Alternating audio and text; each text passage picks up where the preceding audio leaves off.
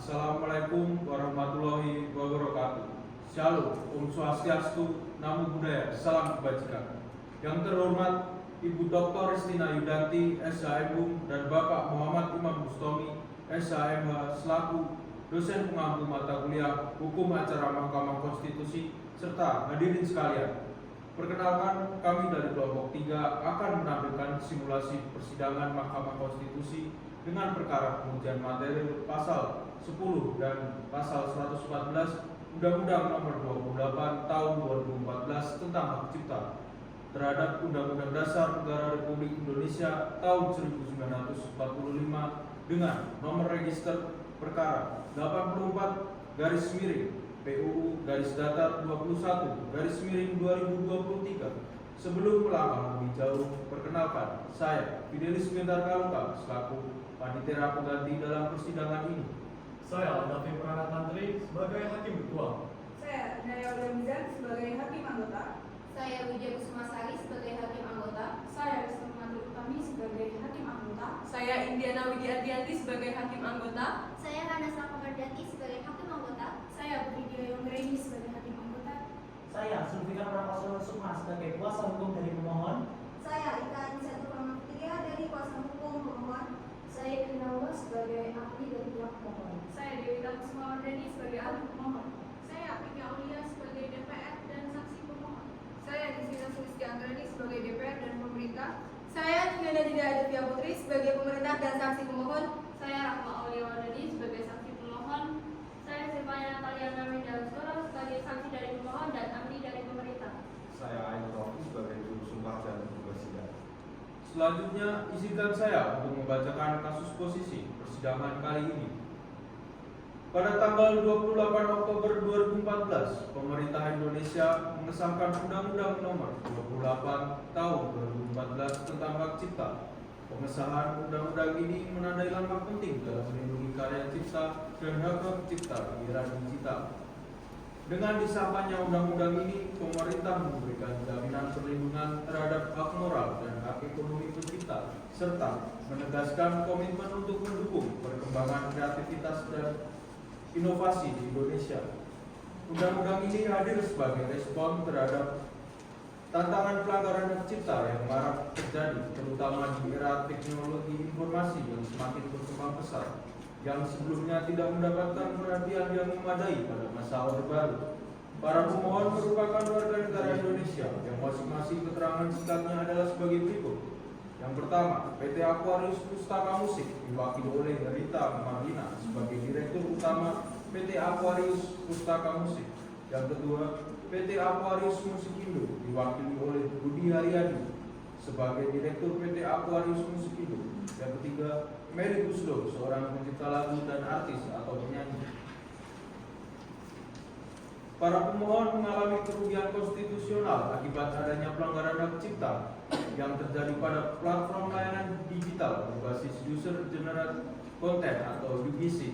Para pemohon mengajukan uji materi terhadap pasal 10 dan pasal 114 Undang-Undang Nomor 28 Tahun 2014 tentang Hak Cipta yang dianggap tidak memberikan perlindungan yang memadai terhadap karya cipta mereka. Kerugian ini muncul ketika lagu-lagu yang diciptakan oleh para pemohon digunakan tanpa izin di platform digital yang menyebabkan hilangnya hak ekonomi dan moral atas karya cipta mereka.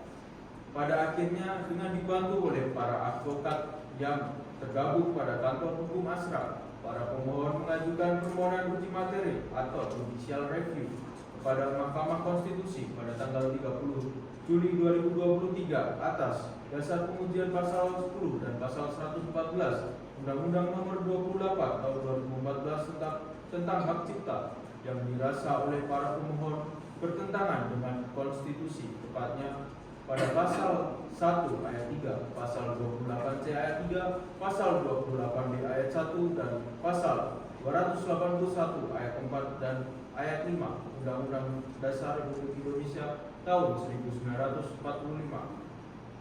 Demikianlah kasus posisi telah saya bacakan. Selanjutnya izinkan saya membacakan mekanisme persidangan kelompok kami.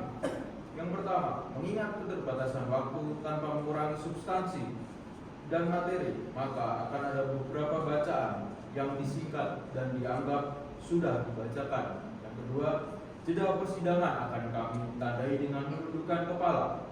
Yang ketiga, tata cara persidangan telah kami sesuaikan dengan PMK nomor 2 tahun 2021 tentang tata cara beracara dalam perkara pengujian undang-undang.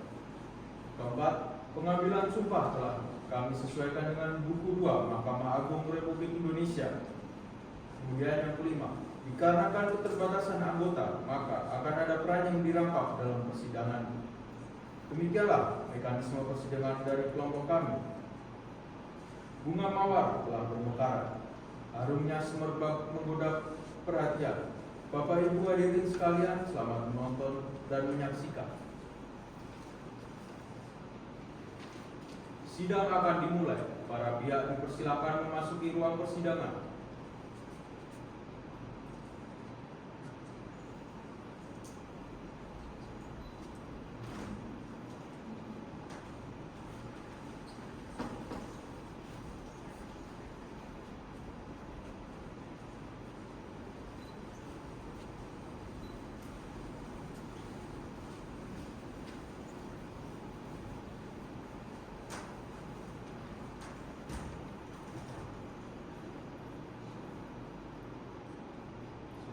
Majelis Hakim Konstitusi memasuki ruang persidangan. Hadirin dimohon untuk berdiri.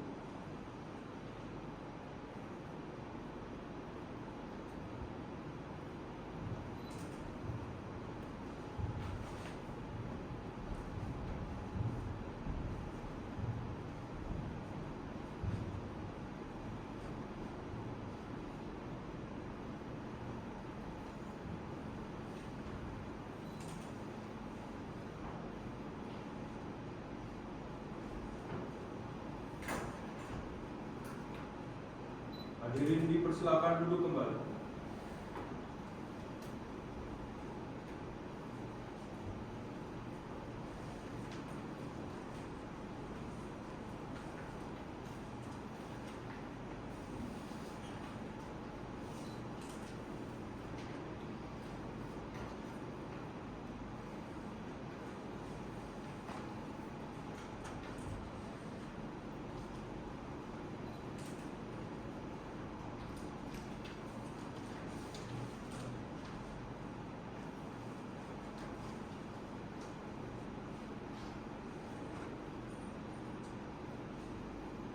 Baik, kita mulai. Bismillahirrahmanirrahim.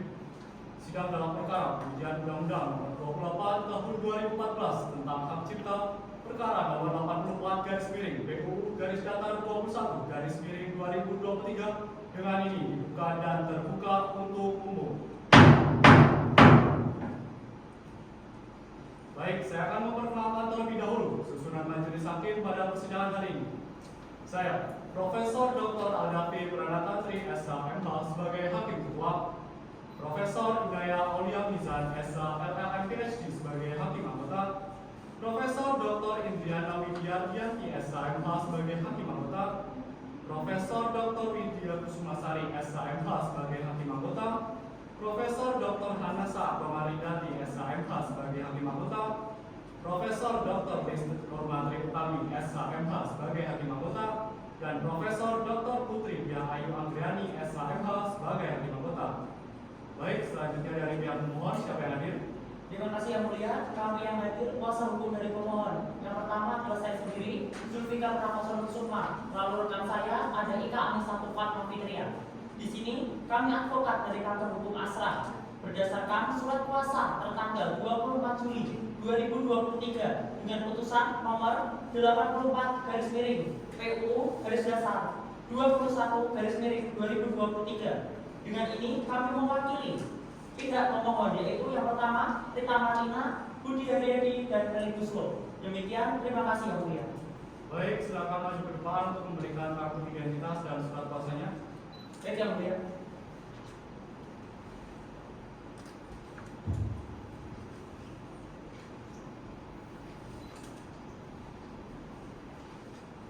Baik, silakan duduk.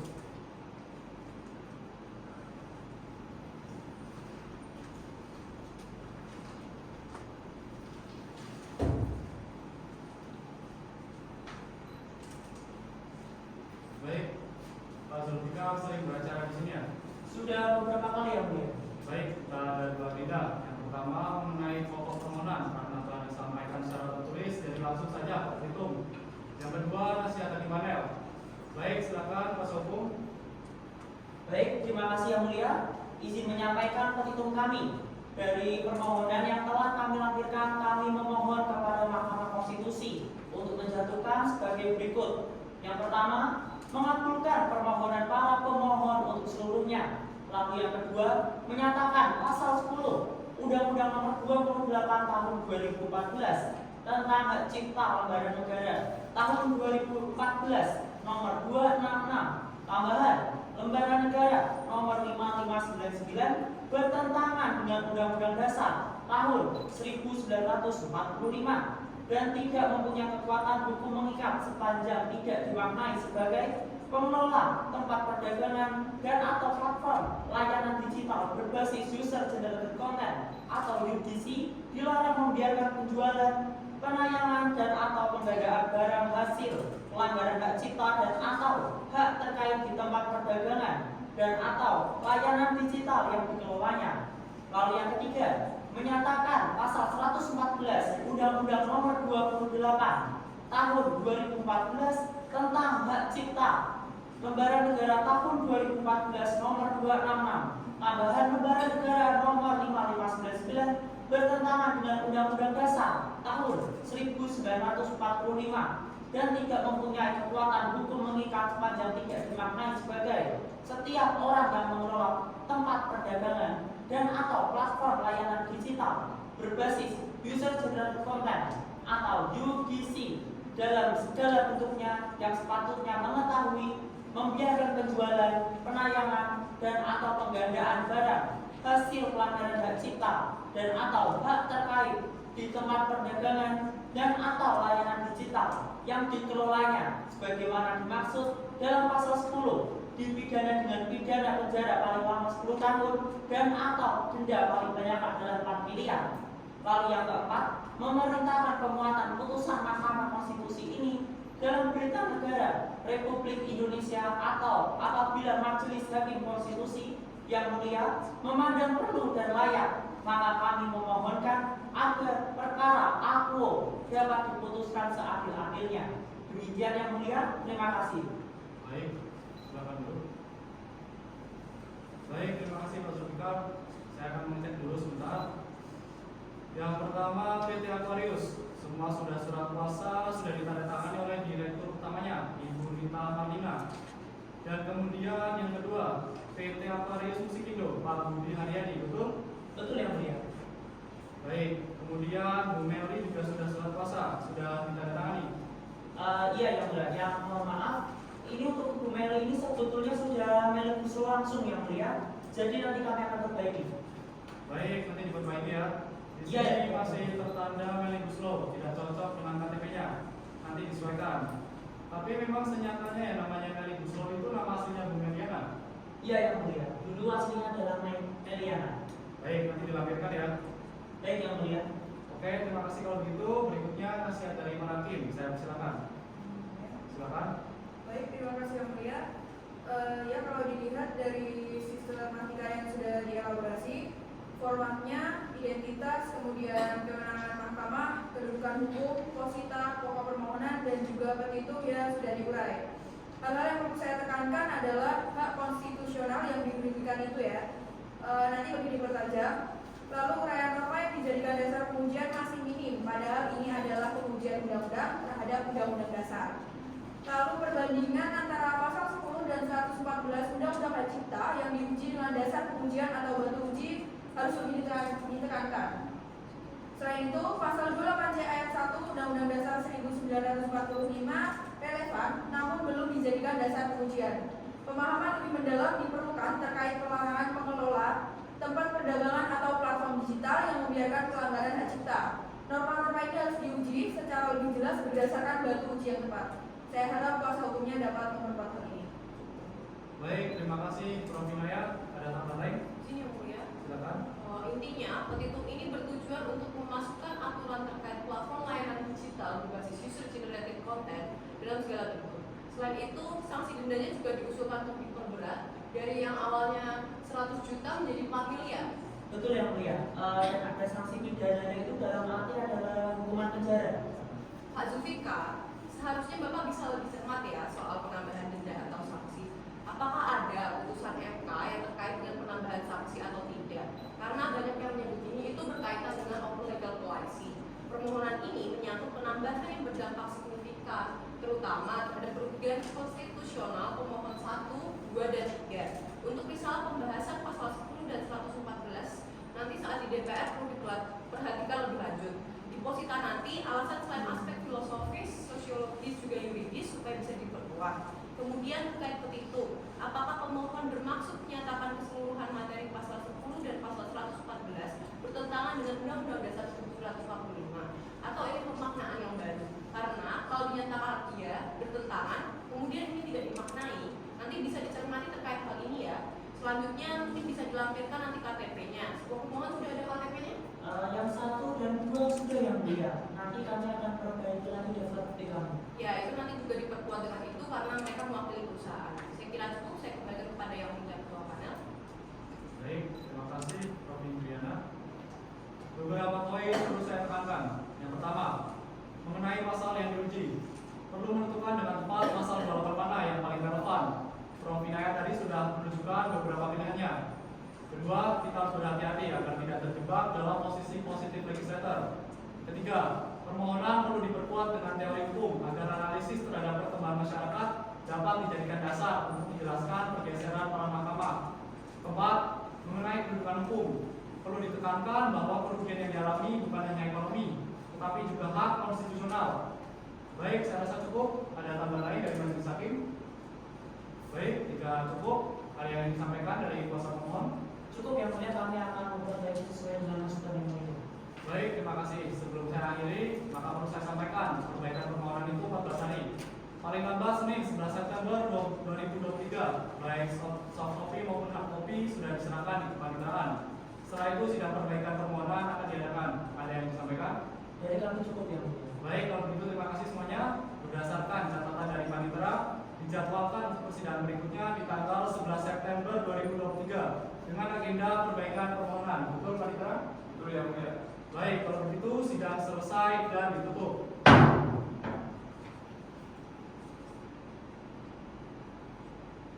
Sidang dalam perkara nomor 84 garis miring PUU garis datar 21 garis miring 2023 dengan agenda perbaikan permohonan dengan ini dibuka dan terbuka untuk umum.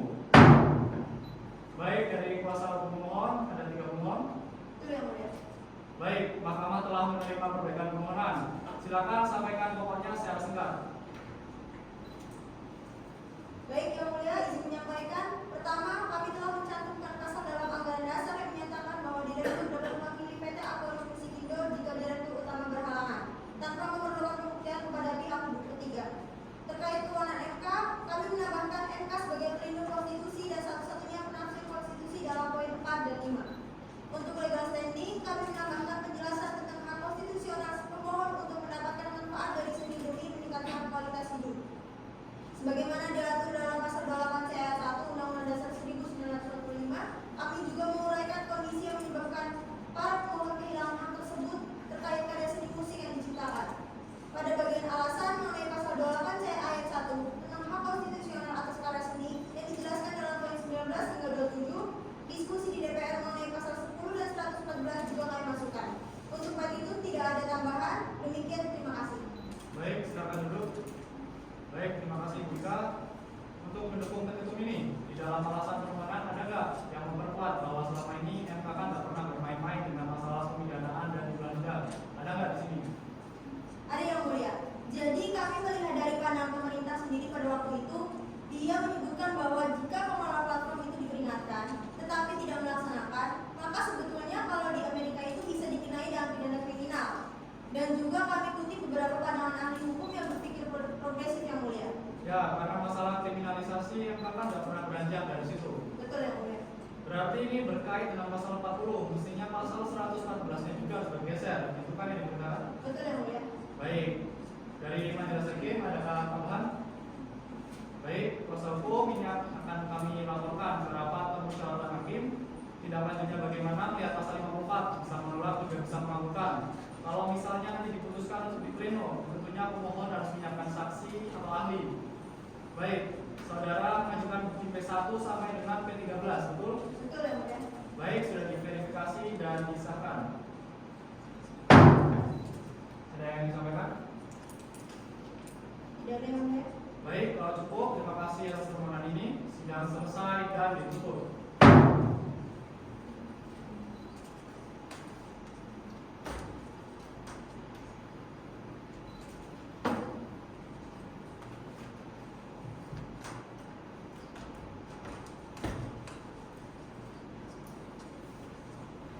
Bismillahirrahmanirrahim. Sidang dibuka dan dinyatakan terbuka untuk umum. Assalamualaikum warahmatullahi wabarakatuh. Selamat siang, salam sejahtera untuk kita semua. Agenda persidangan perkara 84 garis miring PUU garis datar 21 garis miring 2023. Pengujian Undang-Undang Nomor 28 Tahun 2014 tentang Hak Cipta mendengar keterangan DPR dan Presiden. Tapi menurut laporan panitera bahwa DPR tidak hadir. Kemudian Presiden melalui kuasanya menyampaikan permohonan untuk menunda persidangan ini dan meminta dijadwalkan ulang. Benar? Izin yang benar sekali Mulia. Baik, kalau begitu sidang ditunda hari Kamis tanggal 19 Oktober 2023 pukul 11 waktu Indonesia Barat dengan agenda mendengar keterangan DPR dan Presiden.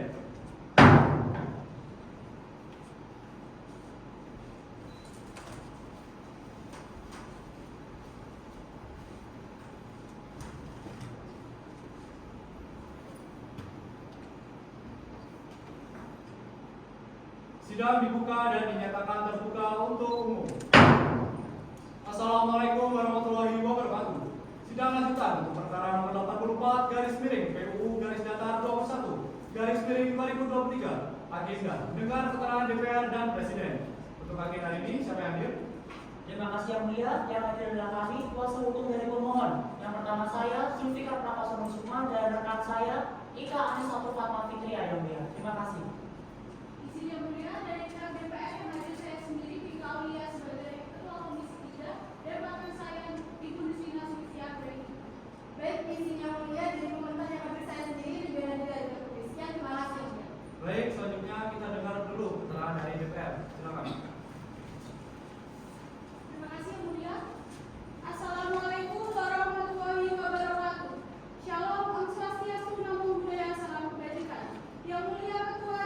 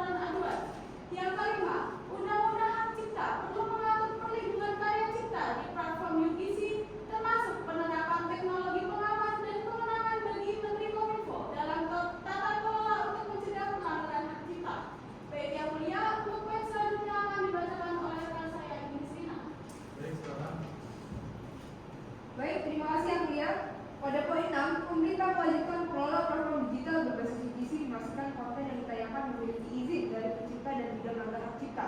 Pada poin 7, penafsiran dramatis dan teologis dianggap relevan untuk memahami pasal 10 junto pasal 114 Undang-Undang Hak Cipta.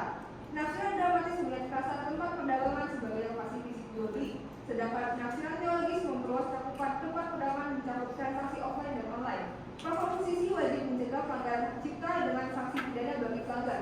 Pada poin 8, pasal 10 menghadapi tantangan dalam implementasinya akibat perkembangan teknologi yang memicu ketidakpastian hukum. Pada poin 9, meskipun undang-undang hak cipta sudah baik, diperlukan revisi untuk memperjelas aturan bagi platform digital berbasis UGC agar pengelola tidak membiarkan atau menjual barang yang melanggar hak cipta. Pada poin 10 atau poin terakhir, DPR RI menyatakan bahwa Mahkamah Konstitusi tidak berwenang mengintervensi kebijakan pidana, termasuk pengaturan terkait pelanggaran hak cipta. Keputusan MK bersifat final dan mengikat, serta berlaku untuk semua pihak. Mahkamah Konstitusi tidak membatalkan undang-undang atau sebagian isinya jika norma tersebut merupakan delegasi kewenangan terbuka, sesuai dengan prinsip open legal policy. Meskipun ada ketentuan yang dianggap buruk kecuali jika jelas melanggar moralitas, rasionalitas, atau prinsip keadilan yang tidak dapat diterima. Yang mulia Ketua dan Majelis Hakim Konstitusi, demikian keterangan DPR RI disampaikan untuk menjadi bahan pertimbangan bagi yang mulia Majelis Hakim. Terima kasih hormat kami tim kuasa DPR, Pinky Awaya Salenhan nomor anggota 114 dan Isina Susti Anggreni nomor anggota 200. Wassalamualaikum warahmatullahi wabarakatuh. Shalom Om Swastiastu Namo Buddhaya Salam. Baik, terima kasih Bu Pinky dan Ibu Istina. Selanjutnya dari Bapak Presiden, persilakan kesimpulannya. Baik, terima kasih yang mulia. Bismillahirrahmanirrahim. Assalamualaikum warahmatullahi wabarakatuh. Kepada yang mulia Ketua dan Majelis Hakim Mahkamah Konstitusi Republik Indonesia, izinkan saya dan tidak ada Putri untuk membacakan keterangan Presiden atas permohonan pengujian Undang-Undang 28 tahun 2014 tentang hak cipta terhadap Undang-Undang Dasar Negara Republik Indonesia tahun 1945. Berdasarkan alasan permohonan yang didalilkan oleh para pemohon, pemerintah memberikan keterangan sebagai berikut. Secara prinsip bahwa pasal 10 dan pasal 114 Undang-Undang Hak Cipta telah mengakomodir dan tidak bertentangan dengan ketentuan pasal 28 ayat 1, pasal 28 ayat 1, dan pasal 28 ayat 4 dan ayat 5 Undang-Undang Dasar Negara Republik Indonesia 1945. Selain itu, pemerintah telah melakukan upaya penyusunan dan pembahasan mengenai rancangan peraturan pemerintah tentang lisensi musik dan atau lagu dalam upaya untuk memberikan perlindungan hukum terhadap pelaksanaan lisensi musik dan atau lagu di era digital. Pemerintah telah membuktikan bahwa telah melakukan upaya penegakan hukum sesuai Undang-Undang Hak Cipta, yakni menutup situs yang berisi konten yang melanggar Undang-Undang Hak Cipta. Jumlah keseluruhan situs yang telah direkomendasikan untuk ditutup berjumlah 1.716 situs. Hal ini merupakan bukti bahwa pemerintah memang menindak pelanggaran hak cipta itu sendiri yang mulia. Berdasarkan penjelasan dan argumentasi kami, pemerintah dengan ini memohon kepada Yang Mulia Ketua dan Majelis Hakim Mahkamah Konstitusi agar berkenan untuk memberikan putusan dengan amat sebagai berikut. Yang pertama, menerima keterangan pemerintah secara keseluruhan. Yang kedua, menyatakan bahwa pemohon tidak memiliki legal standing atau kedudukan hukum. Yang ketiga, menolak permohonan pengujian para pemohon untuk seluruhnya, atau setidak-tidaknya menyatakan permohonan pengujian para pemohon tidak dapat diterima. Yang keempat, menyatakan pasal 10 dan pasal 114 Undang-Undang 28 tahun 2014 tentang hak cipta tidak bertentangan dengan ketentuan pasal 1 ayat 3, pasal 28 ayat 1, pasal 28 ayat 1, dan pasal 28 ayat 4 dan 5. Namun, apabila Yang Mulia Ketua atau Majelis Hakim Mahkamah Konstitusi berpendapat lain, mohon kiranya memberikan putusan yang adil dan bijaksana. Atas perhatian Yang Mulia Ketua Majelis Hakim Mahkamah Konstitusi Republik Indonesia, kami ucapkan terima kasih. Jakarta, 19 Oktober 2023. Hormat kami kuasa hukum Presiden Linda Nanda Adhika Putri. Demikian. Wassalamualaikum warahmatullahi wabarakatuh. Baik, terima kasih Bu Linda. Dari Meja Hakim ada yang perlu didalami? Izin yang mulia. Silakan. Baik, terima kasih yang mulia. Saya ingin menanyakan terkait ke Ibu Linda ya. Setelah saya baca keterangan ini, hukum digital kan esensial berkaitan dengan sahih tingkat hukum. Bisakah nanti Mahkamah Konstitusi diberikan data tambahan mengenai sejauh mana pengawasan yang telah dilakukan oleh pemerintah? Jika ada, apakah ada data kuantitatifnya? Misalnya, berapa jumlah pelanggaran yang ada di Indonesia ini? Lalu di sini pemerintah menjelaskan sejak hukum itu lebih ke penyediaan konten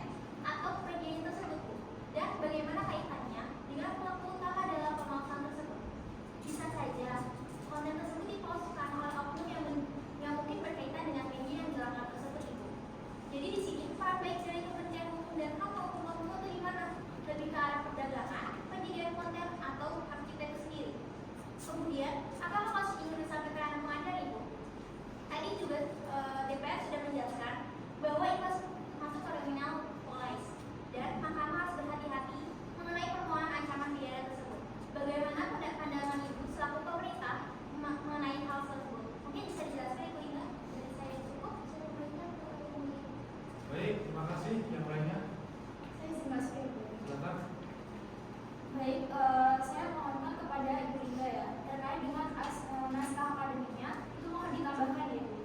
Khususnya pembahasan pasal 10. Karena kalau pasal 114 itu kan termasuk ikutan dari pasal 10 norma pelarangan itu ya. Kemudian apakah dia itu PP yang berdiri sendiri sebetulnya? PP itu memang karena ada perkembangan kekinian atau karena ada unsur yang lain? Kalau itu memang sangat substansi sekali, apa kemudian tidak ada dorongan untuk mengubah undang-undang tersebut?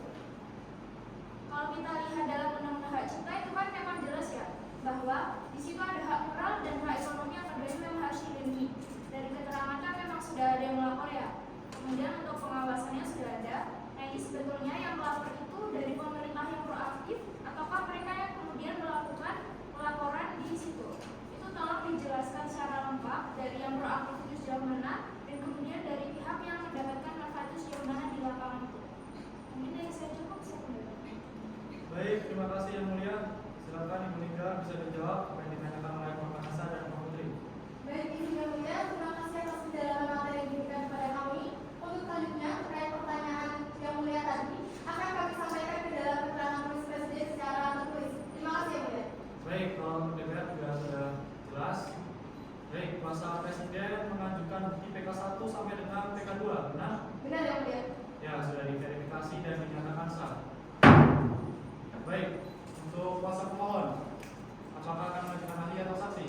Iya yang mulia, kami akan mengajukan saksi sebanyak 4 orang dan ahli sebanyak 2 orang yang mulia. Terima Baik. kasih. Kalau begitu saksi dulu ya. Betul yang mulia. Baik, untuk itu sidang ditunda hari Kamis. Maaf. Untuk itu sidang ditunda hari Senin, tanggal 30 Oktober 2023. Baik, terima kasih semuanya. Dengan demikian sidang selesai dan ditutup.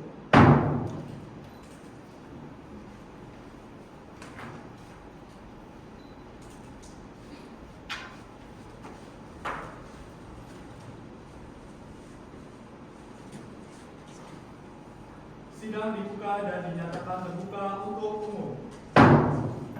Assalamualaikum warahmatullahi wabarakatuh. Selamat siang, salam sejahtera bagi kita semua. Hari ini sidang lanjutan untuk perkara 84/PU/21/2023 dengan agenda mendengar keterangan 4 orang saksi dari pemohon. Namun tadi panitera sudah menyampaikan bahwa daftar saksi baru diterima hari Jumat 27 Oktober 2023 pukul 17:27 waktu Indonesia Barat. Oleh karena itu, sidang ditunda pada hari Kamis, tanggal 16 November 2023, pukul 13.30 waktu Indonesia Barat, dengan agenda mendengar keterangan 4 orang saksi dari pemohon.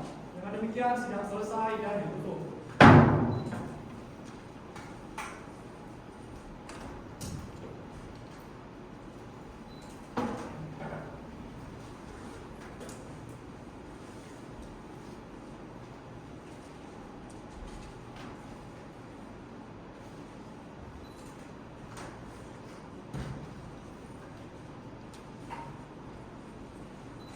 Sidangan perkara nomor 84/PU/21/2023 dibuka dan dinyatakan terbuka untuk umum. Baik, selamat siang. Diperkenalkan siapa yang hadir? Terima kasih yang mulia. Dari pihak pemohon yang hadir saya sendiri Garis Kementerian dan rekan saya Zulfikar Pratama Sukma sebagai kuasa hukum pemohon. Baik, terima kasih yang mulia. Dari kuasa presiden saya sendiri Ariani Karolina demikian informasi. Baik, agenda persidangan hari ini adalah mendengarkan saksi dari pemohon. Yang hadir ada 3. Untuk para saksi dipersilakan untuk memasuki ruang sidang. Saksi atas nama Karina Cahyani, atas nama Ibu Rosa Melinda dan Ibu Rahma Aulia Wardani memasuki ruang sidang.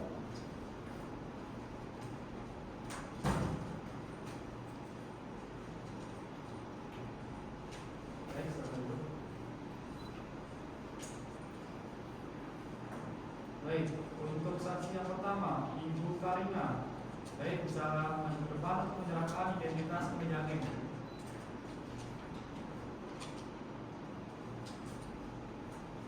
Baik, silakan duduk.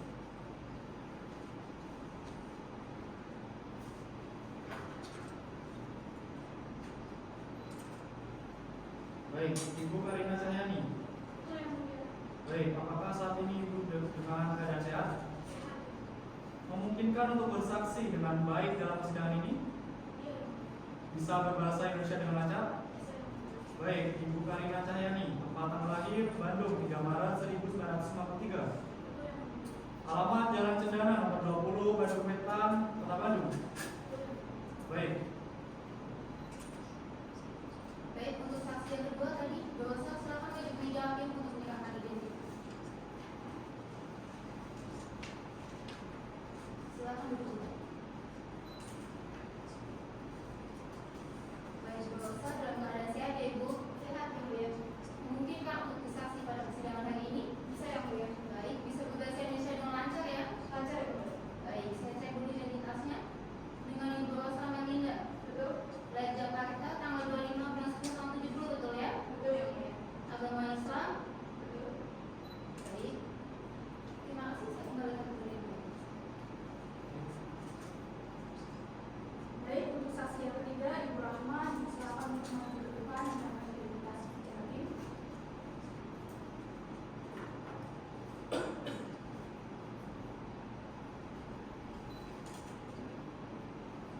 Dipersilakan untuk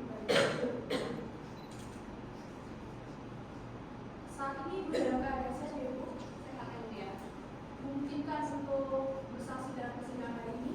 Memungkinkan ya Bu ya. Dan Ibu bisa berbahasa Indonesia dengan baik dan lancar ya Bu? Bisa ya Bu ya. Baik. Dengan Ibu Rahma Aulia Wardani, betul? Betul ya Bu ya. Lahir di Bandung 12 Desember 1981, alamat Jalan Taman Jati Baru, Tamburan Tanah Abang, agama Islam. Betul ya Bu? Betul ya Bu ya. Baik, terima kasih. Saya kembalikan kepada Ibu ya. Baik, terima kasih.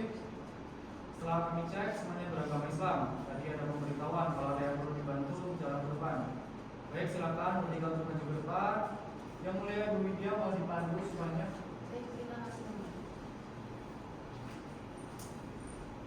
Baik, untuk para saksi pemohon, Bu Karina, Bu Rosa, dan Bu Rahma Aulia ya akan disumpah, siap ya? Baik, pada posisi tangan lurus ke bawah terlalu ikuti lafaz supaya saya turunkan. Bismillahirrahmanirrahim, demi Allah saya bersumpah. Bismillahirrahmanirrahim, demi Allah saya bersumpah. Sebagai saksi yang akan memberikan keterangan sebenarnya. Sebagai saksi yang akan memberikan keterangan sebenarnya. Tidak lain daripada yang sebenarnya. Tidak lain daripada yang sebenarnya. Terima kasih, saya kembalikan kepada yang lain. Baik, silakan duduk.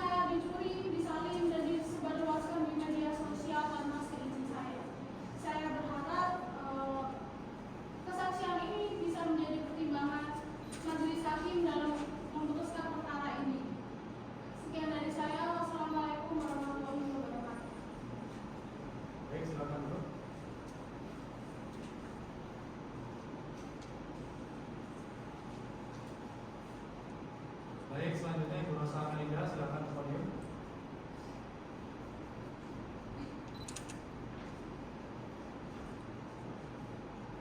Baik, bismillahirrahmanirrahim. Assalamualaikum warahmatullahi wabarakatuh. Perkenalkan, nama saya Rosa Melinda yang mulia, seorang musisi, penyanyi musik, dan juga pencipta lagu selama 30 tahun berkarya. Banyak lagu yang saya ciptakan, mulai dari lagu Afrismo, Fisye, dan lain sebagainya. Singkat saja yang mulia, bahwasanya dulu di era kaset dan CD, penghasilan saya itu tertopang dari situ. Saya punya banyak royalti, sehingga saya punya berkontribusi besar kepada negara melalui pajak. Akan tetapi bergesernya ke era digital membuat pendapatan saya jelas drastis yang mulia. Seperti yang dilaporkan oleh PT Mustaka Musik, bahwasanya di tahun 2021 total revenue yang saya dapatkan dari YouTube hanya sekitar Rp972.792. Padahal penonton YouTube-nya itu mencapai 2,9 juta.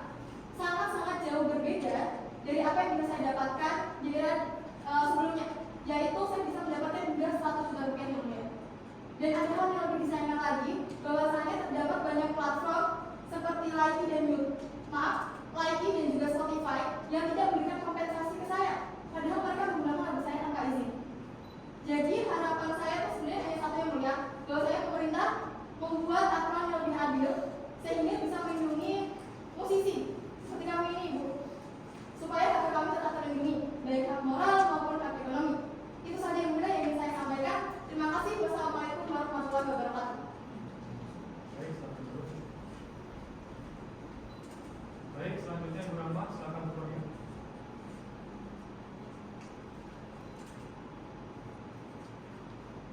Terima kasih yang mulia. Assalamualaikum warahmatullahi wabarakatuh. Yang mulia Bapak Ketua dan Majelis Hakim Mahkamah Konstitusi Republik Indonesia, Ibu Perwakilan Pemerintah, dan semua yang hadir pada sidang hari ini. Perkenalkan, nama saya Rahma Aulia Wardani, seorang wira swasta yang melalui label independen untuk beberapa musisi. Pada kesempatan kali ini, saya ingin menyampaikan pengalaman saya terkait hak cipta, dimulai dari produksi hingga distribusi karya musisi kami ke penyedia layanan digital. Kami pernah menemukan salah satu lagu musisi kami yang saat itu sedang tren diunggah ke platform media sosial dengan atribut yang berbeda dan terdaftar sebagai publisher dari luar negeri tanpa adanya izin dari kami. Meskipun kami berhasil melakukan takedown, prosesnya memakan waktu yang lama, sehingga lagu tersebut sudah dikomersialkan oleh pengguna secara signifikan, oleh pelaku secara signifikan.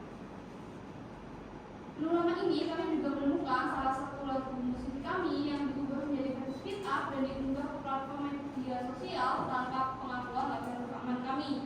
Meskipun kami meminta kepada publisher dan agregator untuk melakukan takedown, konten tersebut sampai saat ini masih dapat diakses.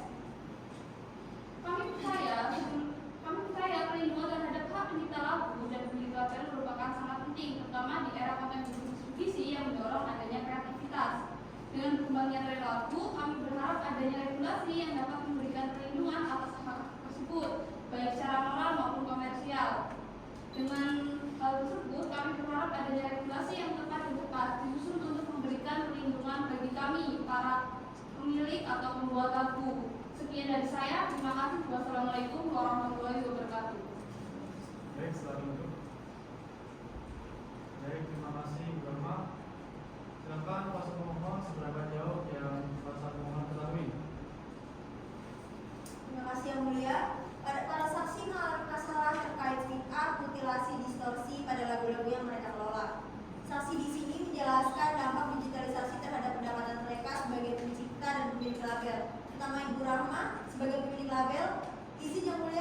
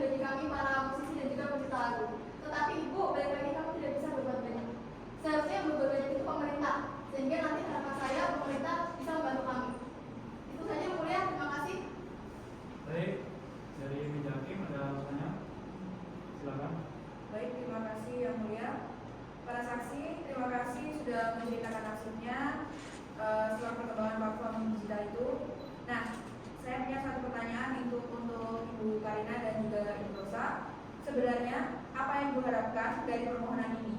Mengingat Ibu termasuk pihak yang paling dirugikan oleh berlakunya norma tersebut. Terima kasih. Baik, Bu Karina, silakan dijawab. Terima kasih Yang Mulia. Saat ini saya sangat merasa tidak berdaya menghadapi platform digital yang sulit, yang dimana pencipta lagu sulit untuk menuntut haknya apabila dilanggar. Saya hanya benar-benar berharap pada pemerintah untuk bisa memperbaiki undang-undang ini. Saya terus menyuarakan ini melalui media sosial saya dan bekerjasama dengan kuasa hukum nanti.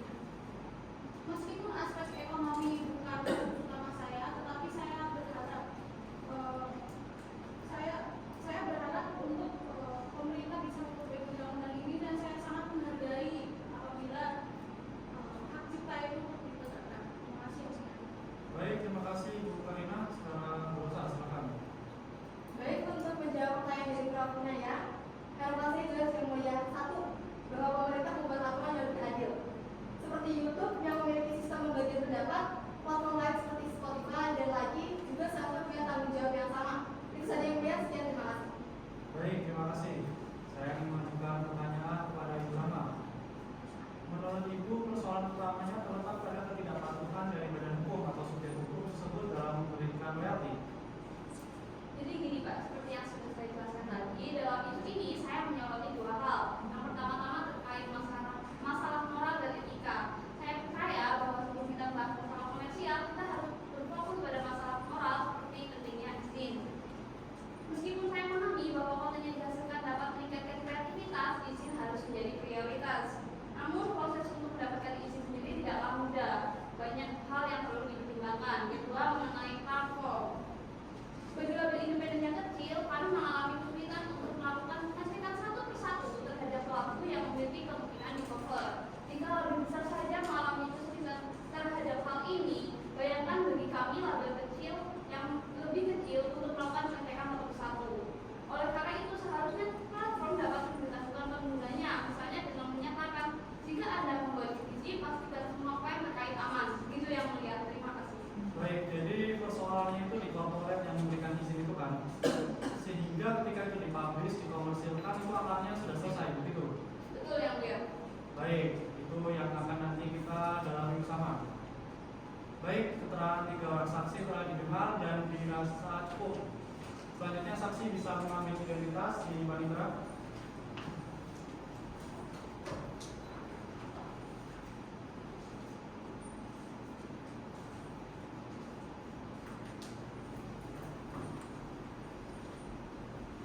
Baik, cukup dari pemohon.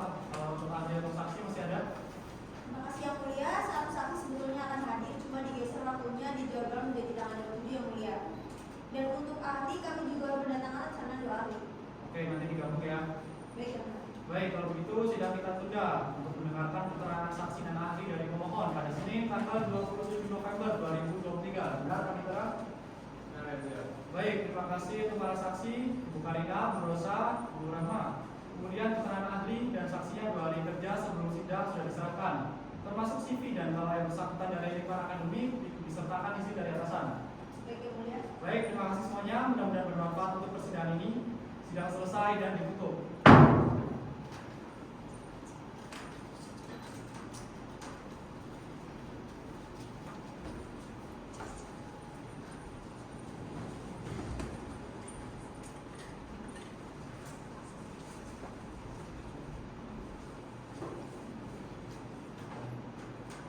Sidangan nomor 84 garis miring PU garis miring dari data 21 garis miring 2023 dibuka dan dinyatakan terbuka untuk umum.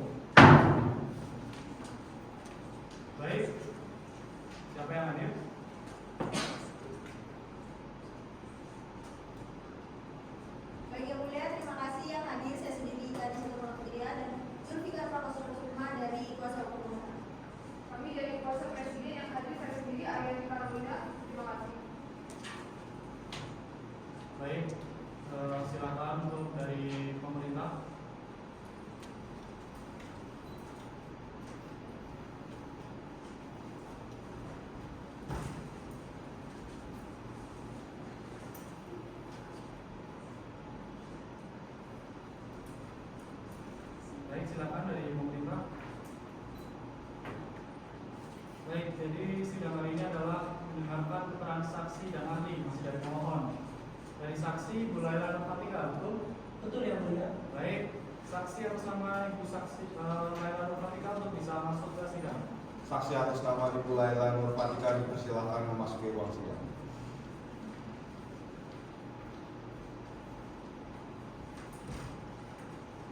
Baik, silakan dulu. Silakan saksi atas nama Ibu Laila Nurfatika untuk menyatakan identitas.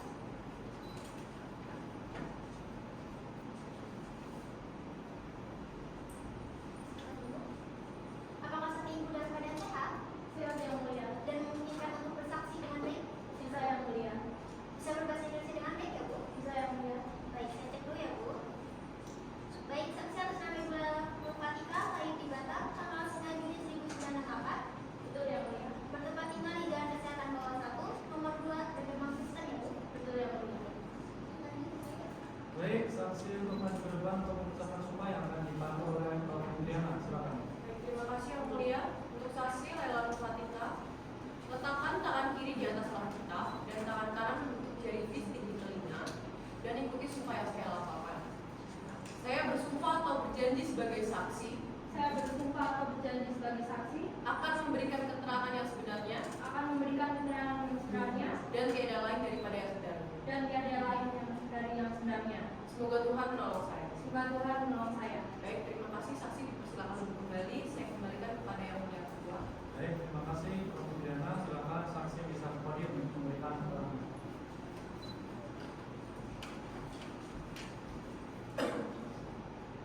Baik, izin yang mulia, sekarang di era digital memerlukan internet, big data, dan AI. Oleh karena itu, undang-undang perlu menyesuaikan. Jika membatasi tempat dagangan hanya pada fisik saja, maka pemilik kita dapat kehilangan pendapatan besarnya. Royalti lagu global mencapai 20 juta euro, tapi di Indonesia hanya 1 juta euro saja, padahal bisa lebih dari 1 triliun. Hal ini karena kurangnya optimal penghimpunan hak ekonomi digital. Undang-Undang Hak Cipta RI Nomor 28 Tahun 2014 sudah sesuai dengan standar minimum internasional, mengatur transaksi digital di pasal 9, 52, dan 53. Jadi, membatasi tempat dagangan hanya pada fisik saja menurut saya itu adalah hal yang keliru. Menurut pengalaman saya 18 tahun bekerja di BBB, lebih tepatnya di Vivo ya, menunjukkan tempat perdagangan mencakup tempat perdagangan digital, termasuk EDC. Maka, dengan penjelasan di atas dapat disimpulkan bahwa pasal 10 dan pasal 114 yaitu yang pertama, kata tempat perdagangan perlu diinterpretasikan tidak lagi tempat perdagangan secara fisik, tetapi juga mencakup ranah digital atau dunia maya.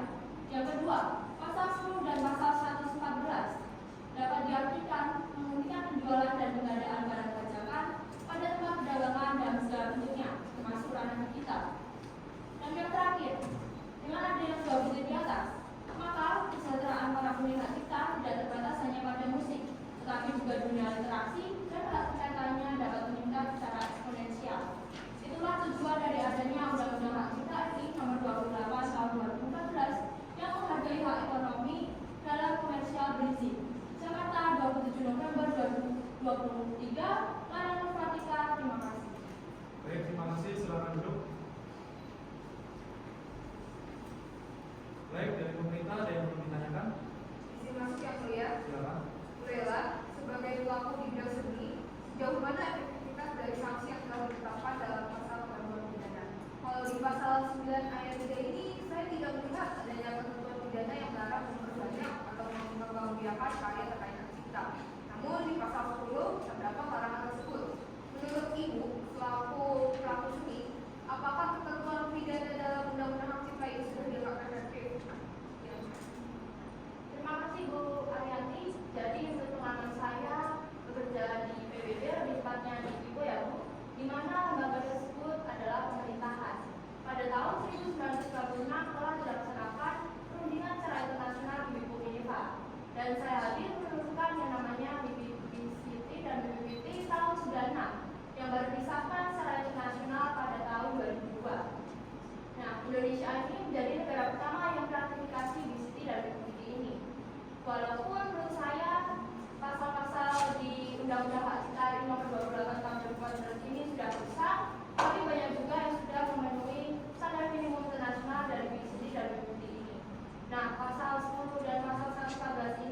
diusulkan untuk disambut virtual sebagai tempat kedatangan. Sekian, terima kasih. Baik, cukup. Saya kembalikan ke yang mulia. Baik, dari Hakim ada pertanyaan? Mohon izin yang mulia. Silakan. Terima kasih. Mulailah berdasarkan pengalaman Ibu selama 18 tahun tadi ya di lembaga PBJ.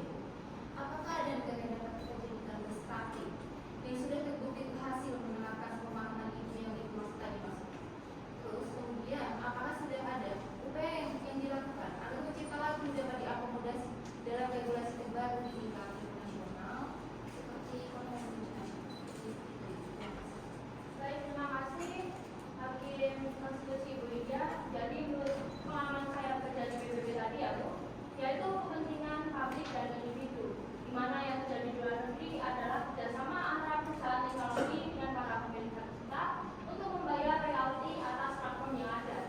Dan di negara lain juga terjadi kerjasama antara individu dengan para pemilik hak agar filosofi haki terpenuhi.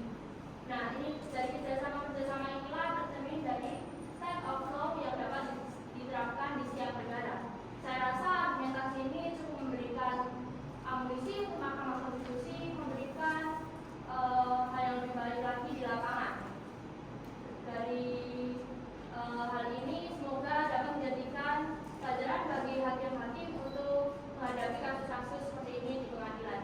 Saya rasa cukup. Terima kasih. Baik, dari menjadi cukup. Baik, terima kasih Bu Dewa. Transaksi telah diterima dan dinyatakan cukup. Selanjutnya kapasitas bisa diambil di panitera.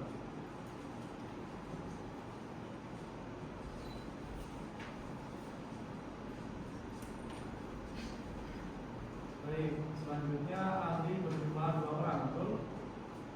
Betul yang mulia. Baik, untuk ahli dipersilakan masuk ke ruang sidang. Ahli atas nama Ibu Ina Nurullah dan Prof. Dewita Kusumawardhani dipersilakan masuk.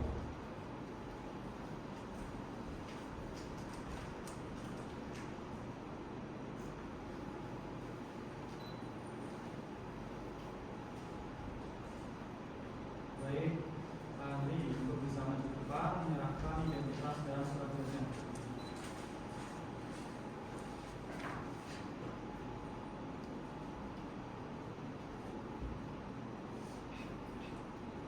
Baik, saya tunggu.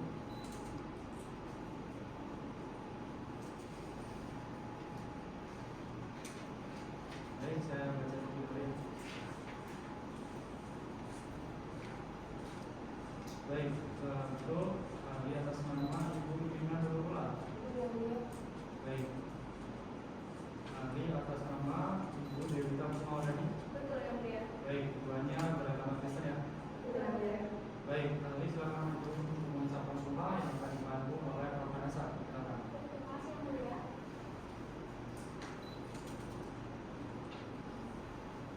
Untuk ahli atas nama Ibu Ina Nurullah dan Ibu Dewita Kusumawardhani, letakkan tangan kiri di atas kaki kita dan tangan kanan untuk tinggi sejauh telinga.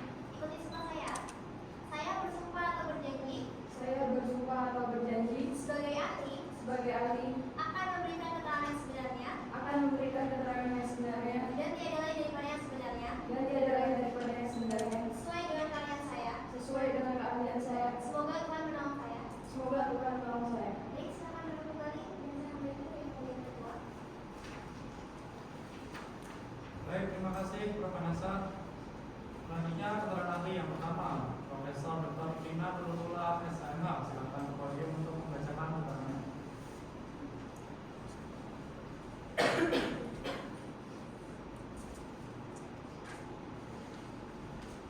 Baik, terima kasih yang mulia. Saya izin menyampaikan keterangan saya. Pada era now, bisnis musik memiliki karakteristik yang sangat berbeda dibandingkan dengan kondisi saat ini. Pada masa itu, industri musik berkembang pesat dengan dominasi otomobil terlalu besar. Karena musik yang telah direkam umumnya tersedia dalam televisi seperti kaset, dengan film atau CD yang dijual di berbagai toko musik. Model distribusinya pun dilakukan melalui media analog seperti radio, televisi atau penyiaran langsung di toko musik dan pusat perbelanjaan. Namun demikian, permasalahan yang cukup signifikan muncul seiring perkembangan teknologi yang ada. Jadi hukum yang ada pada saat itu belum sepenuhnya mampu menutup perubahan di era digital. Sebagai contoh, meskipun Undang-Undang Hak Cipta tahun 2014 telah mencakup banyak aspek perlindungan hak cipta, pasal 10 dalam undang-undang tersebut masih kurang relevan untuk menghadapi realitas baru dalam perkembangan berbasis digital. Di era digital, perubahan tidak hanya terjadi pada cara distribusi pada musik, tetapi juga pada cara penyimpanan dan penggunaannya. Musik yang dulunya disimpan dalam media fisik kini banyak disimpan di layar cloud seperti Dropbox, Google Drive, atau platform digital. Selain itu, distribusi seperti cloud yang maksudnya komersial karya musik secara digital juga semakin marak. Melalui layanan seperti streaming musik, kemudian digital dan bahkan kanal live performance juga seringkali disebarkan tanpa izin. Nah, penyebaran semacam ini berpotensi menimbulkan pelanggaran hak cipta, khususnya jika dilakukan tanpa persetujuan pemilik hak atau tanpa penghargaan sesuai terhadap hak awal digital.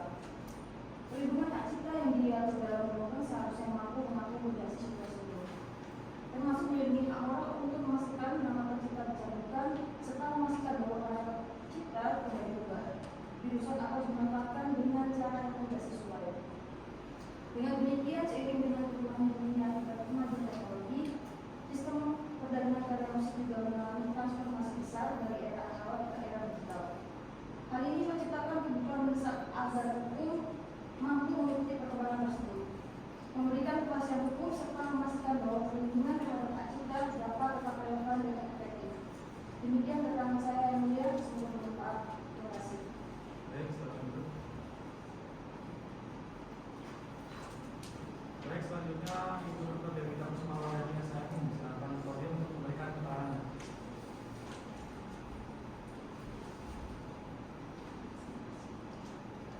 Mohon izin yang mulia. Pelanggaran hak cipta mengikuti perkembangan teknologi, namun hukum tidak akan berubah sehingga hukum tertinggal dari perkembangan masyarakat. Beberapa tahun yang lalu, undang-undang disahkan seiring dengan perkembangan masyarakat. Dari sudut pandang filosofis, setidaknya ada 3 kesenjangan. Kesenjangan yang pertama adalah kesenjangan tambahan atau kesenjangan kolateral lakuna.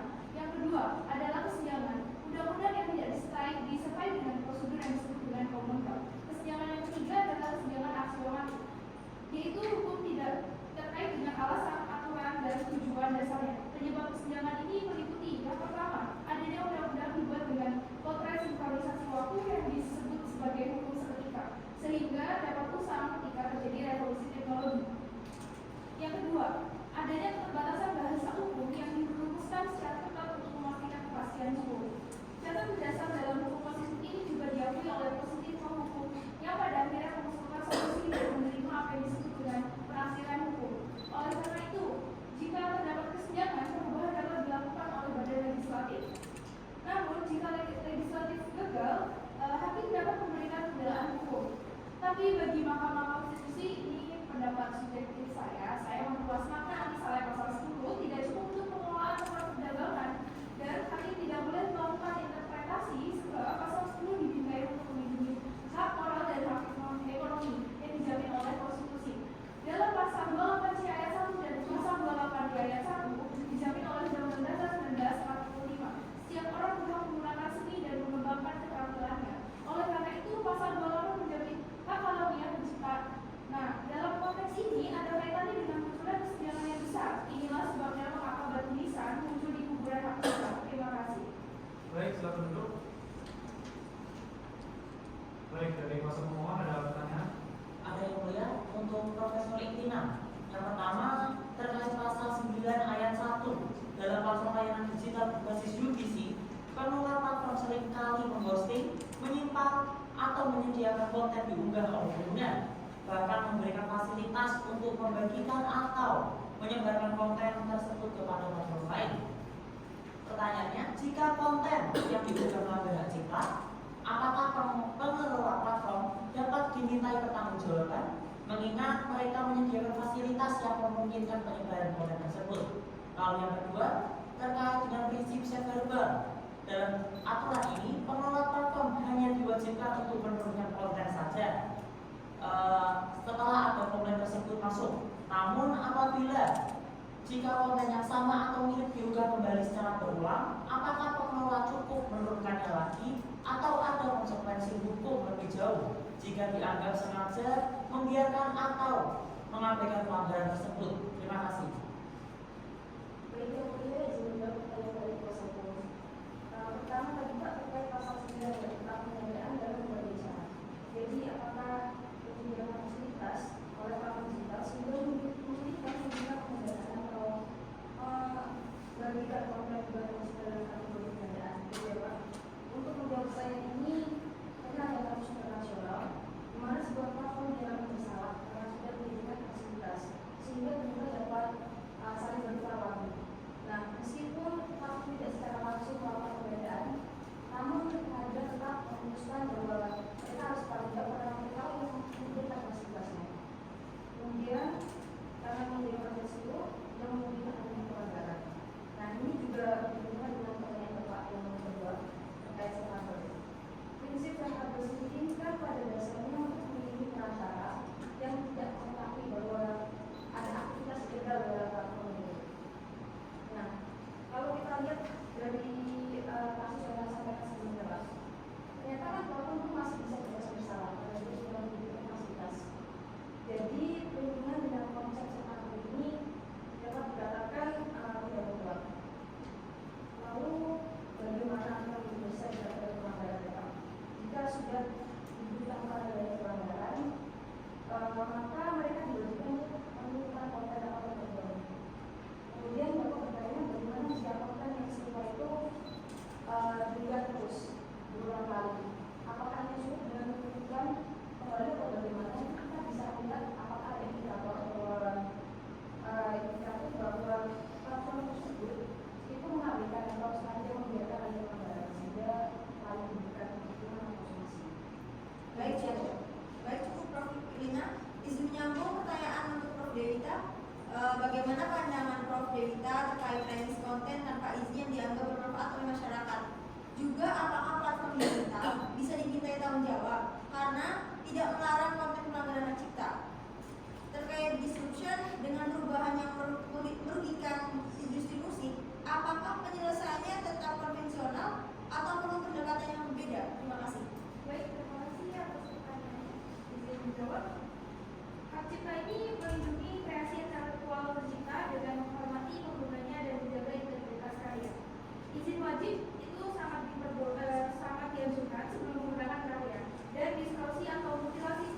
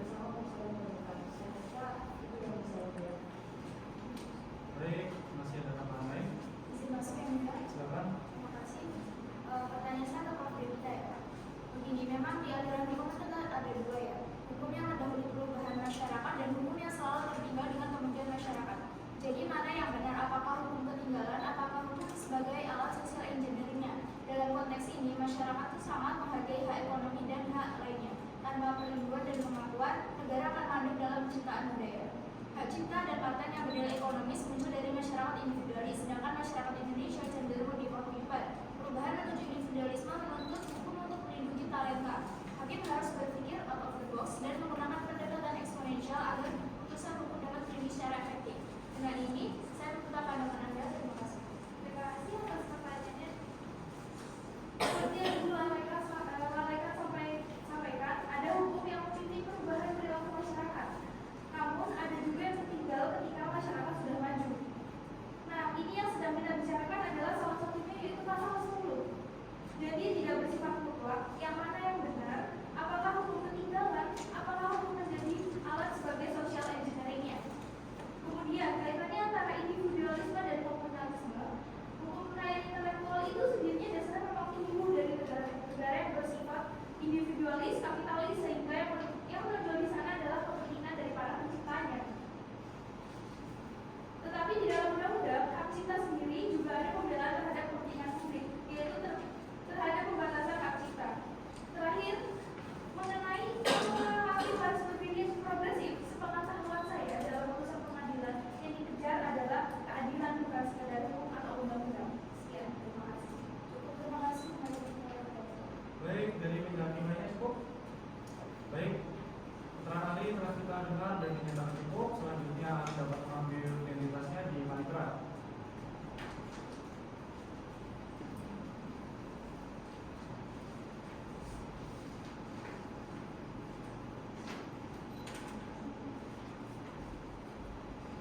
Baik, dari pemohon cukup. Dari kami cukup yang mulia. Dari pemerintah mengajukan ahli atau saksi. Dari kuasa hukum dan pemerintah menghadirkan ahli yang mulia. Berapa orang? Mencari dua. Baik, untuk CV dan keterangannya supaya disampaikan 2 hari sebelum sidang. Termasuk izin dari atasan kalau dari kampus. Jadi sesuai dengan catatan panitera, sidang akan ditunda untuk mendengarkan keterangan ahli dari pemerintah hari Selasa tanggal 19 Desember 2023. Betul panitera? Betul yang mulia. Baik, terima kasih semuanya. Mudah-mudahan kita memberikan manfaat untuk persidangan ini. Dengan demikian, sidang selesai dan ditutup.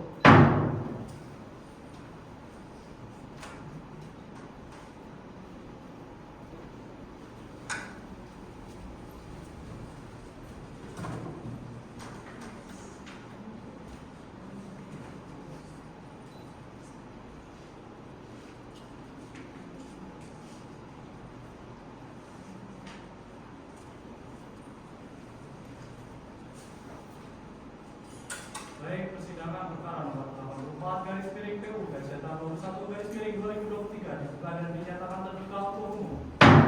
Baik, selamat siang. Diperkenalkan siapa yang hadir? Terima kasih yang mulia, yang hadir saya sendiri Kadis Surya dan rekan saya Zulfikar Prakoso Nursuka sebagai kuasa hukum dari pemohon. Terima kasih. Baik, dari pemerintah yang hadir saya sendiri yang mulia dijalan dari pihak polisi. Sekian, terima kasih. Baik, jadi persidangan hari ini adalah mendengar keterangan ahli dari Presiden. Tapi berdasarkan laporan dari panitera, pemerintah mohon penundaan karena ahlinya belum siap untuk dimohon dijelaskan. Baik, terima kasih yang mulia. Mohon maaf yang sebesar-besarnya. Kami seyogianya memang ingin menghadirkan 2 orang ahli, tapi kami merawat untuk 1 orang saja yang mulia. Kemudian karena ini akhir tahun, kami kesulitan untuk mempersiapkannya. Jadi secara administratif kami belum, sehingga kami tahu ditunda. Dan kemarin kami sudah konfront kepada ahli kami, yaitu kami akan mengajukan Prof. Zivanya Natalina Melinda yang mulia. Dan beliau sebenarnya juga bersiap, tapi kembali ke saat awal bahwa administrasinya belum selesai, jadi kami minta untuk ditunda. Sekian, terima kasih. Baik, nanti mahkamah akan menentukan penundaannya dan memberitahukan sidangnya. Karena ini masih menyusun agenda-agenda persidangan di awal tahun. Yang penting dipersiapkan saja untuk ahli dan keterangannya 4 hari kerja sebelumnya, termasuk CV dan izin dari kampus kalau yang bersangkutan dari akademisi. Paham ya, Bu? Paham yang mulia. Kuasa pemohon. Baik yang mulia. Baik, penundaan nanti menunggu pemerintah dari MK dan akan memperhatikan tengah waktu yang cukup. Dengan demikian sidang selesai dan ditutup.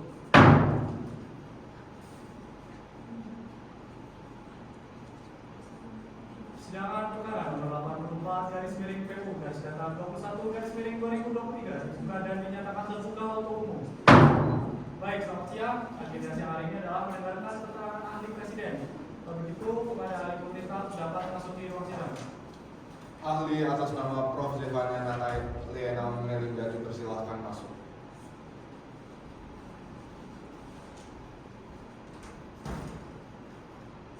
Baik, silakan duduk. Baik, Prof. Zivanya bersama di depan untuk menyerahkan CV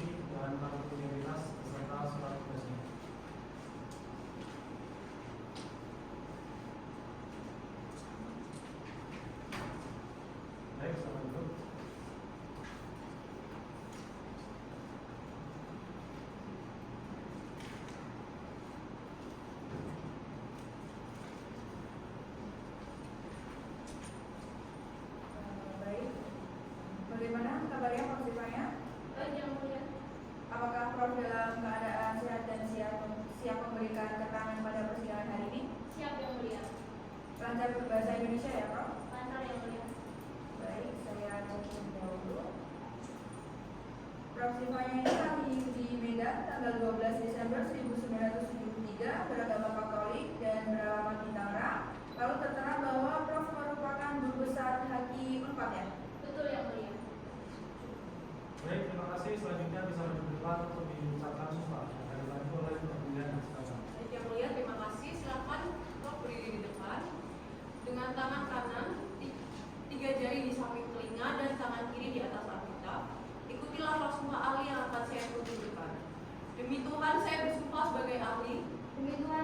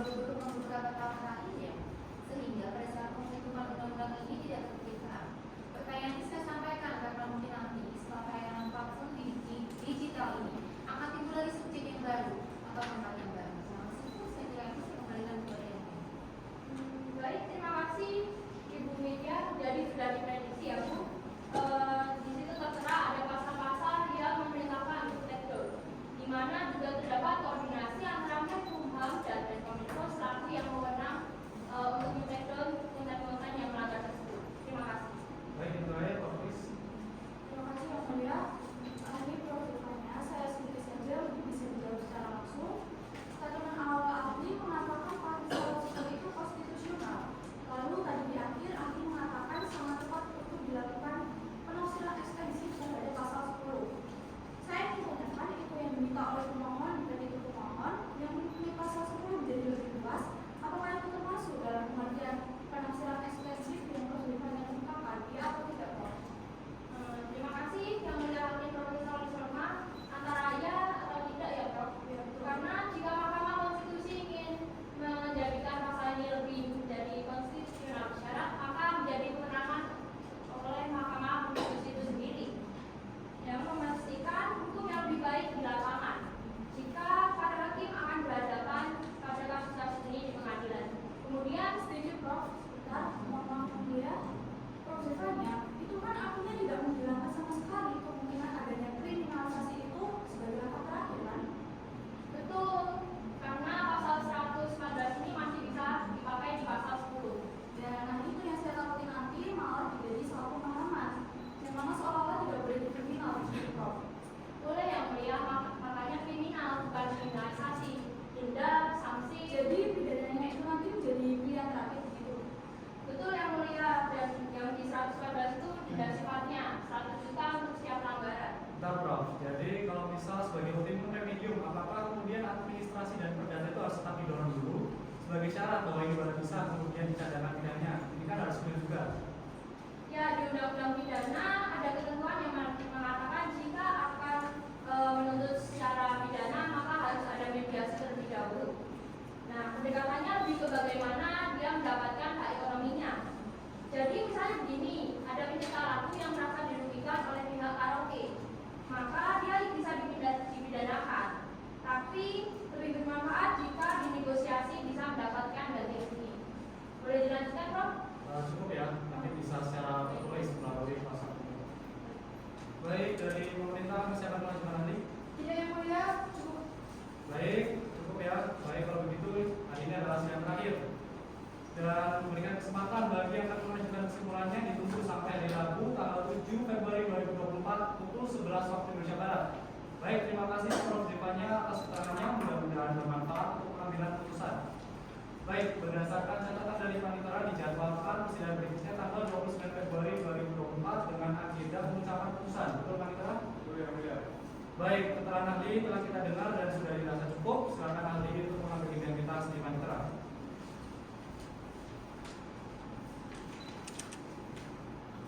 Baik, kalau begitu sidang dinyatakan selesai dan ditutup.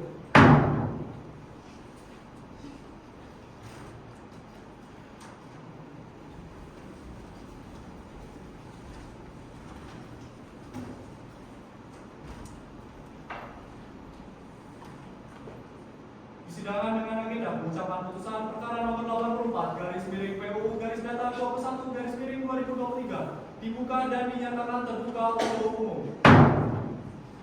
Baik, selamat siang semuanya. Sebelumnya untuk pihak yang hadir bisa disebutkan. Terima kasih yang mulia, kami yang hadir kuasa hukum dari pemohon saya sendiri Zulfikar Prakoso Sukma dan rekan saya Ika Anisatu Fatma Fitria yang mulia. Terima kasih. Untuk DPR hadir saya sendiri di sini Akbari dan rekan saya Putri Aulia. Terima kasih. Baik, di sini yang mulia, di pemerintah yang hadir saya sendiri juga ada dari kepolisian dan terima kasih. Baik, untuk menghemat waktu, maka bagian duduk perkara kami anggap sudah dibacakan. Langsung saja ke bagian pertimbangan hukum, konklusi dan amar putusan. Menimbang karena Mahkamah berwenang mengadil permohonan APO dan pemohon 1, 2, dan 3 memiliki kedudukan hukum sebagai pemohon sebab telah dapat menerangkan hubungan kausal antara kerugian hak konstitusional dengan berlakunya norma yang diujikan. Maka Mahkamah mempertimbangkan pokok permohonan para pemohon. Menimbang bahwa Mahkamah mempertimbangkan persoalan konstitusionalitas norma Undang-Undang Nomor 28 Tahun 2014 yang pada pokoknya pasal 10 tidak mampu menjangkau pelanggaran hak cipta pada platform layanan digital berbasis UTC dan pasal 114 terlalu sempit untuk melindungi hak konstitusional pemohon atas jaminan perlindungan yang adil sesuai dengan perkembangan teknologi. Bahwa dengan mencermati pasal 10 Undang-Undang Nomor 28 Tahun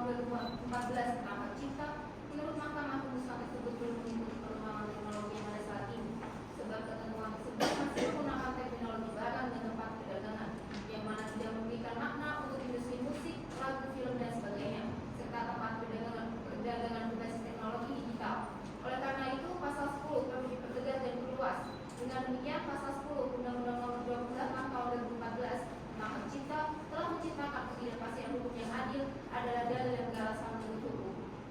Bahwa selanjutnya berdasarkan putusan Mahkamah Konstitusi nomor 46/14/14/15 ketentuan pidana pasal 114 berlaku untuk artis. Namun demikian, Mahkamah tegaskan oleh karena penerapan pasal 114 tidak dapat disamakan dengan pasal 10 yang telah dimaknai oleh Mahkamah dalam putusan aku, maka terhadap aparat penegak hukum dalam menegakkan pasal 14 harus dilandaskan dan terikat oleh pasal 10 yang telah dimaknai Mahkamah sebagaimana telah dipertimbangkan di atas. Sehingga meskipun putusan aku mempunyai kekuatan untuk mengikat sedang diucapkan, namun penting bagi pembentuk undang-undang untuk segera menyesuaikan pasal 114 dengan pemaknaan dari pasal 10. Dengan demikian, dalil para pemohon akwa tidak beralasan menurut hukum. Menimbang bahwa dalil para pemohon berkenaan dengan pasal 10 beralasan menurut hukum karena telah sesuai dengan ketentuan yang berlaku dan memiliki dasar hukum yang jelas. Hal ini menunjukkan bahwa argumen yang diajukan oleh para pemohon terhadap pasal 10 memiliki landasan yang kuat secara yuridis dan relevan untuk dipertimbangkan dalam proses pengambilan keputusan. Sedangkan terhadap pasal 114, norma yang ada telah memberikan kepastian hukum yang diperlukan, sehingga tidak menimbulkan keraguan atau ambiguitas dalam pelaksanaannya. Oleh karena itu, dalil para pemohon yang mengajukan keberatan terhadap norma pasal 114 tidak memiliki dasar yang cukup kuat untuk diterima sebagai beralasan menurut hukum. Keberadaan pasal 114 dianggap telah memenuhi unsur kepastian hukum yang menjadi prinsip utama dalam sistem hukum yang berlaku, sehingga tidak ada alasan untuk menyatakan dalil tersebut dapat diterima. Konklusi, Mahkamah berkesimpulan. Pertama, Mahkamah berwenang mengadili permohonan akwa. Kedua, para pemohon memiliki kedudukan hukum untuk mengajukan permohonan akwa. Ketiga, permohonan para pemohon beralasan menurut hukum untuk sebagian. Amar putusan mengadili 1. Mengabulkan permohonan para pemohon untuk sebagian. 2. Menyatakan pasal 10 Undang-Undang Nomor 28 Tahun 2014 tentang Hak Cipta Lembaran Negara Republik Indonesia Tahun 2014 Nomor 266 tambahan Lembaran Negara Republik Indonesia Nomor 559 yang menyatakan pengelola tempat perdagangan dilarang membiarkan penjualan dan atau penggandaan barang hasil pelanggaran hak cipta dan atau hak terkait di tempat perdagangan yang dikelolanya, bertentangan dengan Undang-Undang Dasar 1945 dan tidak mempunyai kekuatan hukum mengikat sepanjang tidak dimaknai. Pengelola tempat perdagangan dan atau platform layanan digital berbasis user generated content dilarang membiarkan penjualan, penayangan, dan atau penggandaan barang hasil pelanggaran hak cipta dan atau hak terkait di tempat perdagangan dan atau layanan digital yang dikelolanya. 3. Menolak permohonan para pemohon untuk selain dan selebihnya. 4. Memerintahkan penguatan putusan ini dalam Berita Negara Republik Indonesia sebagaimana mestinya. Demikian diputus dalam rapat pemusyawaratan hakim oleh 7 hakim konstitusi, yaitu Andafi Pranatantri selaku Ketua Merangkap Anggota, Inaya Aulia Mizan, Indriana Widiardianti, Widya Kusumasari, Hanasa Akromalidati, Lisnor Matri Utami, dan Putri Diayu Andriani, masing-masing sebagai anggota pada hari Kamis, tanggal 22 bulan Februari tahun 2024 yang diucapkan dalam sidang pleno Mahkamah Konstitusi terbuka untuk umum pada hari Kamis, tanggal 29 bulan Februari tahun 2024, selesai diucapkan pukul 11:37 waktu Indonesia Barat oleh 7 hakim tersebut dengan dibantu oleh Fidelis Bentar Kaloka sebagai panitera pengganti serta dihadiri oleh para pemohon atau kuasanya, Dewan Perwakilan Rakyat atau yang mewakili, atau Presiden atau yang mewakili. Demikian saudara pemohon, pemerintah, dan DPR atau kuasanya atau yang mewakili. Putusan yang diucapkan kemudian salinan akan dikirim melalui email masing-masing para pihak. Setelah selesai pengucapan putusan ini atau selambat-lambatnya 3 hari kerja setelah persidangan ini. Baik, sidang selesai dan ditutup.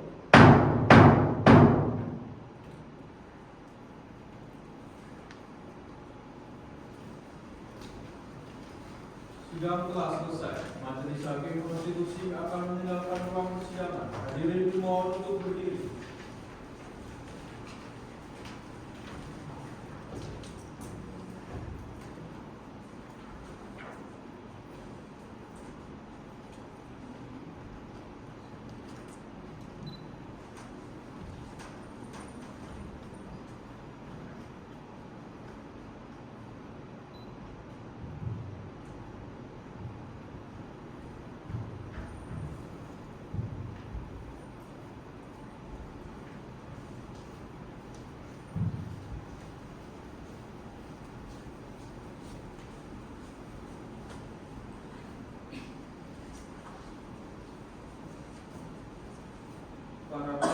dipersilahkan meninggalkan ruang persidangan.